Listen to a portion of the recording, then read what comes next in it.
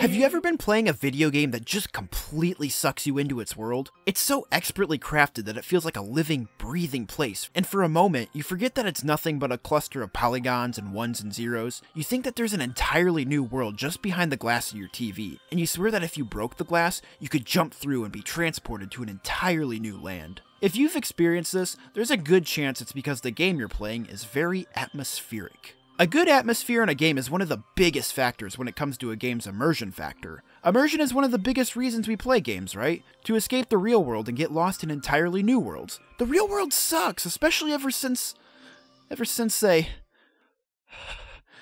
band edging in class at my college. In order to get lost in a new world, we need to get a good atmosphere. So that's what I want to geek out over today. What makes a good atmosphere? What are some of the best atmospheres games have to offer? What are some different types of atmospheres? All those questions will be answered in today's episode.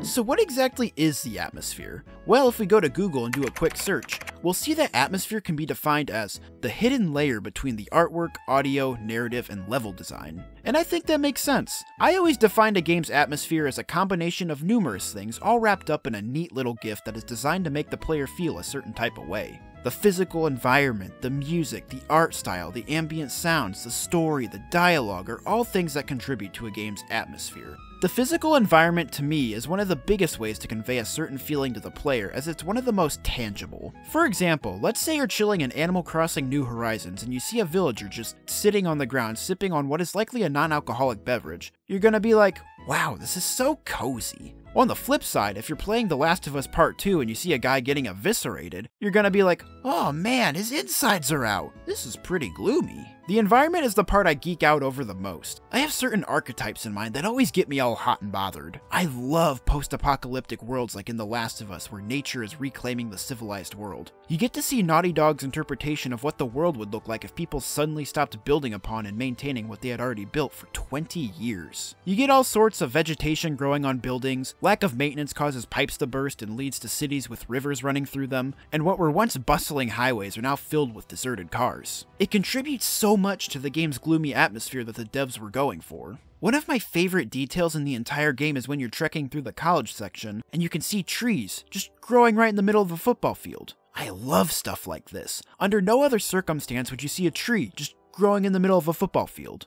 Another type of environment I love is snowy/wintry ones. Bonus points if they take place in a forest. I really like these ones because it takes me back to my days as a kid when school would close and we would have nothing better to do but to play outside in the snow or stay inside and play video games. I also think it's neat how this type of environment can convey very opposing types of atmosphere. You have some games where winter is very cozy and super lighthearted. Animal Crossing is of course a prime example of this. This game is always cozy, but it's extra cozy during winter. In Pikmin 3, you go through an area called Distant Tundra, and other than the beginning part where they get separated and it's kinda tense, it's a pretty relaxing area with the music and the environment. On the flip side, in other games like the opening sequence of Red Dead Redemption 2, it's super intense. There's a really bad blizzard, the gang is on the run, people are dying, and they're desperately trying to seek shelter and stay warm. This shows that obviously the environment isn't everything. You can have almost the same type of environment, but with different context, it makes you feel something different. I could talk for hours about this. I'll probably do an entire episode just on video game environments. Speaking of things I'll probably do an entire video on,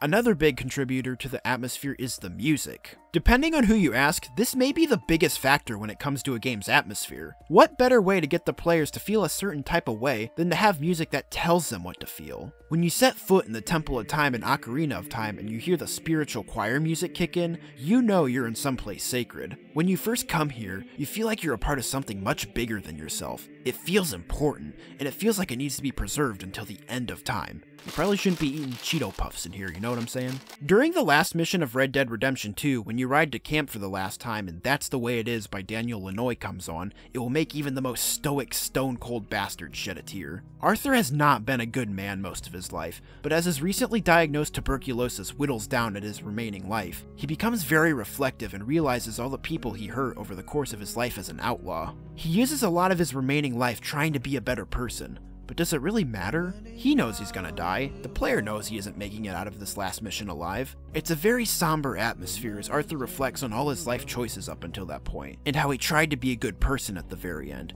but he knows it wasn't enough to make up for all the people he wronged. And with his death soon approaching, he knows he never will. He rides back to camp with golden rays of sunshine shining through the trees, and the chorus chiming in with, "That's the way it is.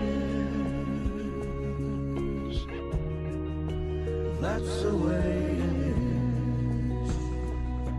is." Good stuff, very good stuff. There's all sorts of other things that contribute to a game's atmosphere, but the environment and the music are the biggest ones for me. They all come together to create all sorts of different atmospheres. Now, I want to go over some of my favorite kinds of atmosphere that I've experienced in games. Keep in mind, each game can have multiple different kinds of atmospheres depending on the area you're in, or maybe one area has different ones melded together. Also, I'm mainly going to be talking about games that I've played. As famous as the Dark Souls series is for its moody atmosphere, the only Souls game I've played is Elden Ring. I'll get to Dark Souls eventually, it's just with every game that I beat, another 3 get added to the backlog. Haha, so relatable, right gamers? Without further ado, here are a few of my favorite atmospheres in games. This right here is my #1 favorite. You'll find gloomy, moody atmospheres in serious games with little joy, humor, and color, and everything just feels heavy. There will probably be a lot of desaturated colors, rainy and foggy environments, abandoned or decaying structures, and darker narratives. I already talked about The Last of Us, so I won't dwell on it too long, but this game, as well as Part 2, are the first games that come to mind when I think of this type of atmosphere because they do it so well. Mother Nature reclaims the industrial world. Terrifying creatures lurk everywhere. Other survivors are ready to kill if it means protecting themselves and their resources. The soundtrack wraps up this entire package in a neat little bow with its harsh yet strangely beautiful guitar strumming. Part 2 is particularly moody when you consider the context of the story. Ellie goes on a gruesome revenge quest to avenge Joel's death. She isn't killing for survival like in the first game. She's killing out of sheer hate. Also, they lean into the atmosphere with the environments even more because you'll find a lot more rainy and foggy sections, which are just fantastic. I love me some rain and fog. Yes, Silent Hill is on the agenda. Metroid Prime is another game known for its moody atmosphere. In fact, the entire Metroid series is known for being super atmospheric, especially Super Metroid. I've yet to really sink my teeth into this series, including Super Metroid, but from the ones I have played, Metroid Prime sticks out to me the most. You explore these desolate alien landscapes, eerie caverns, and abandoned research facilities, all while being attacked by all sorts of strange alien creatures. It's a little bit more mature than Nintendo's other offerings, which really helps it stick out. Also, the music plays a huge role in this game. It's a very sci-fi sounding soundtrack that really enhances the feeling of tension and isolation. I also really love the environments, especially Talon Overworld with its lush greens and gloomy weather. It's such a good game. Go play Metroid Prime, please, I'm begging you. The remastered version is only $40 on Switch and it looks and plays fantastic. Inside has to be my favorite indie game ever. It's a puzzle platformer where you play as this young boy as he's traveling through some creepy mystery place. The story has no dialogue and is 100% show don't tell. You don't know exactly what this place is, you just know it's super dangerous and scary, and you don't know exactly what the boy's goal is. It's all super dreary and atmospheric, and it uses a really subdued art style with a lot of grays and muted tones. The sound design is also excellent with distant echoes and little music cues that add to the ambience. Oh, it's so good. Just go get this game, it's like $15.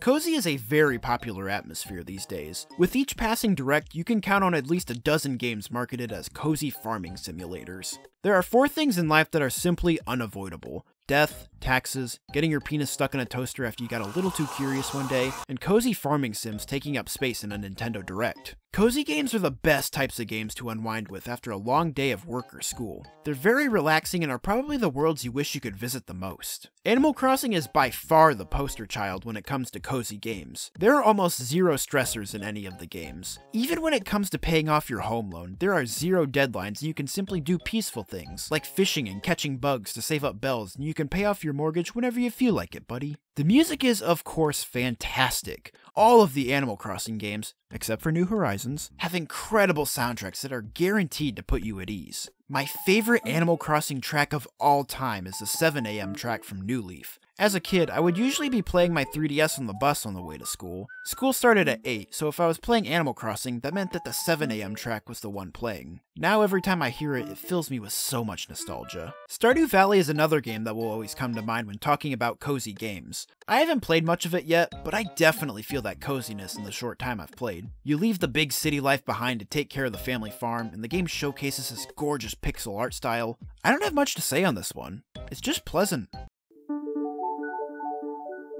Some atmospheres give you a feeling of total isolation. This is where you might start to see a lot of overlap with other atmospheres. Metroid Prime is a very moody game, and a lot of that is because of the feeling of isolation. However, games that make you feel isolated can also be very peaceful and serene, which are the ones I want to talk about here. To me, a lonely game is a game like Breath of the Wild, aka my favorite game to ever exist. There aren't a ton of NPCs lurking around, it's just you and the world of Hyrule, and it's all very peaceful, just wandering around in the wilderness. Just because the world feels kinda lonely, that doesn't mean it's empty, far from it. Breath of the Wild's Hyrule is filled to the brim with all sorts of things like Koroks, shrines, chests, enemy camps, and other stuff. It's just there aren't a ton of people due to the Great Calamity, making it essentially a post-apocalyptic world. It's not like running into people is super rare. You'll find plenty of people traveling, at stables, and of course in towns and villages, but you encounter just few enough that it makes you feel isolated when you're out in the wilderness. I still remember leaving the Great Plateau for the very first time. I had just gotten the whole spiel on the Great Calamity and how it decimated Hyrule and killed everyone. I'm walking around the wilderness of Hyrule, exploring, killing monsters, finding Koroks, listening to the very subdued soundtrack,